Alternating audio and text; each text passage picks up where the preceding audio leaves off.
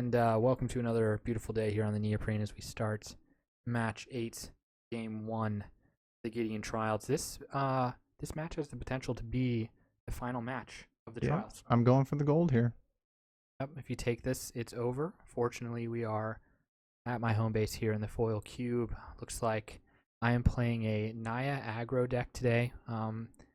Pretty good starting hand. I Yeah, got the shock land and a bunch of aggressive creatures. yeah, good looking dual lands on your side. Let's see what I wake up with. Ooh, Ancient Tomb, gorgeous. Oh, good old Johnny. Johnny combo with the land and the Galta.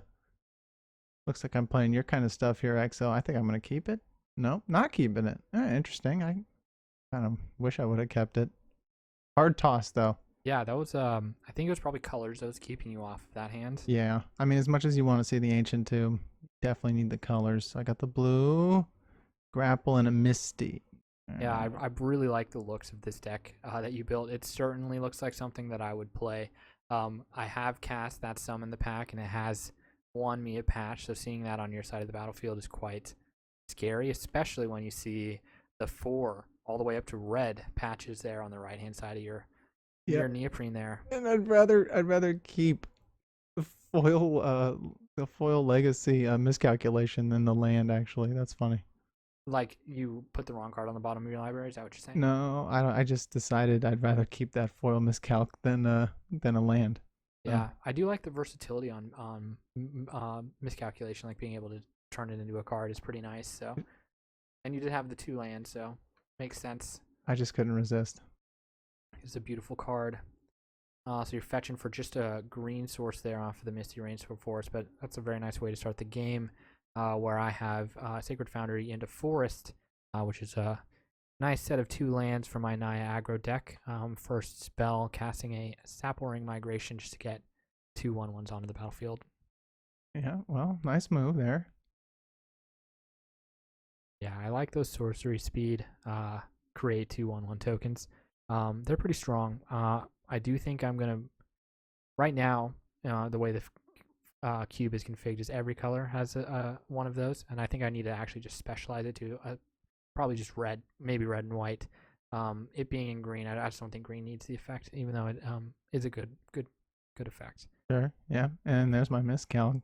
Yep, taking down the Hellspark Elemental. He does have Unearth though, so yeah, you got him this time around. But I will get to cast that card again, and I am getting in on the ground with my 2 little 1/1s. Nice. Yeah, this was an interesting choice because we're here at turn 3, and you didn't draw your 3rd land yet, but you did have the Sylvan Caryatid and a grapple with the past. So you were like, do I play the Caryatid and miss a land drop, but not really miss my mana like tempo, or do I take a risk on grapple and maybe I find a land in the top 3, and you were able to find a land? No, I'm just milling myself on purpose. Yeah, I love grapple with the past for that. Like grapple with the past, Titcher Supplier. That's a really nice way to fill the graveyard. You had that Torrential Gearhulk, so who knows what kind of instant you're gonna find. But it's a nice strategy. It's always risky though in any cube situation to be milling yourself. Yeah, because you know the other player could be playing mill. Right, but we're not an ancient here. Yep.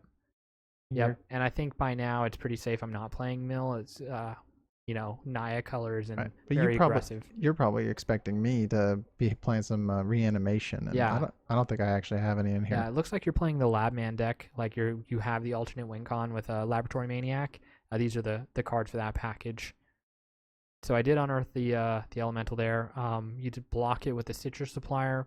So I'm getting in with 2 trample damage and then the 2 on the ground. Yeah, So pretty good attack for me. I don't like it one bit. You always want to win the first game. It always feels the very best to have that advantage going into game 2.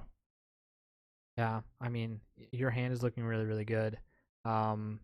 You are able to find the lands that you needed to find, and you get to carry it down, which is going to ramp you and protect you from these little guys on the ground. So it's starting to look like your defenses are coming up. Maybe we're approaching the mid game where you're going to pull ahead potentially. Yeah, we'll see. If you let me build slowly and not apply enough pressure, then that's probably what's going to happen. But I don't think that's the case. You got your mana up there, and I know you've got something that's probably going to be a little bit bigger than. Okay, nice. Well, Might of Yep. Marasa. Yep. Giving the Snapple Ring that was blocked +3/+3 to take down the Caryatid. But unfortunately, that Caryatid's going to get drowned in the locked before that. So That card is so slick. yeah. I like that either mode that you chose there was going to get the job done. Like you could either counter the spell or kill the creature. You decided to kill the creature. But yeah, either way, the job gets done, and that's really cool. I think I just asked you if you wanted to concede there because I'm casting Telling Time. Yeah. As we know, another card that has no ELO because it can't be quantified how Yeah. powerful it is and how many games it actually wins. Yep. That's one of our all-time favorite cards here at Top Deck. And that's from back in the day, when we were playing on Xbox Live. Yeah, but again, that is 60 card format, 4 copies. Right. Totally different. Completely different. The Trials just really highlights what it is about Cube that makes it just so much more of a challenge. And I really have grown to love it. And hopefully the audience has too, as they've been following us along here in the Trials. So I'm fetching my Arid Mesa to grab a basic mountain. Oh no, a Cinderglade. Nice. Much better choice. Yeah, I like that. Enters untapped. That's the hoops I have to jump through in the foil cube to get access to stuff that you just get naturally in the ancient cube in the form of dual lands. So I'm jumping through some hoops, but it does feel good when you get that kind of power on the neoprene.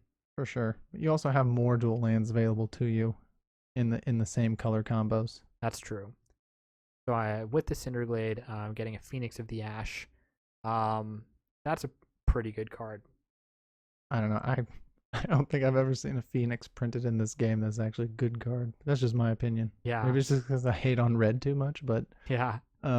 they usually are like, pay 6 mana for a 2/2 flyer that if you pay 10 mana, you can bring back from the graveyard. Oh, but it has haste as well, so, play red. No. I just think that's terrible. I really do. Yeah, this one is pretty aggressively costed, and it's really the escape. No, okay, it has escape and you can pump it. It's the fact that, I don't know, it does so many things. Well, I mean, if it does multiple things and it's in the air and it doesn't cost like 7 or more, then I guess it's okay. Yeah. This one, I think, was Wizards trying to fix their Phoenix problem, and they're like, okay, we're finally going to print a Phoenix that's good. And they went a little bit too far. Okay, I'll buy that argument, and because of that, you're going to end up cutting it. So, again, no points won for red. Right. We're just not red players. We are just not red players. There is a 1-turn early Torrential Gearhulk with plenty of options in the graveyard because you have been milling yourself this whole time. Fortunately, it doesn't block Phoenix of Ash.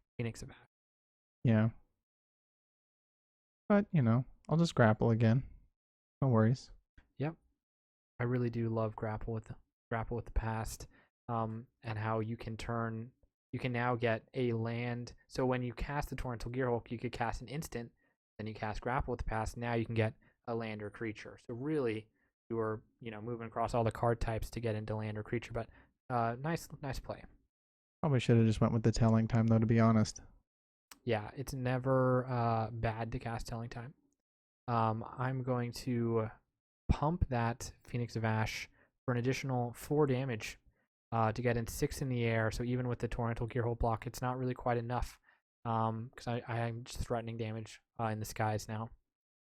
I mean, he's a 3 mana 2/2 flying haste. Yes. With cool abilities. Yes. The only good Phoenix in existence, if you ask me. Yeah. Yep. And it's too good. So I don't know. I'm not liking how it's is interacting with the environment.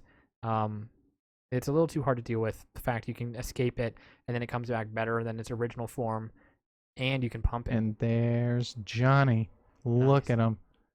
Look at that. He's got the Soul Foundry up there. I love that. I run that in my EDH deck, just saying. Yep, love that card. And we're just calling it here to Phoenix of the Ash. Yeah, gotta do it. I mean, he did pull through for you. Great game. You get the first one. Yep, good game.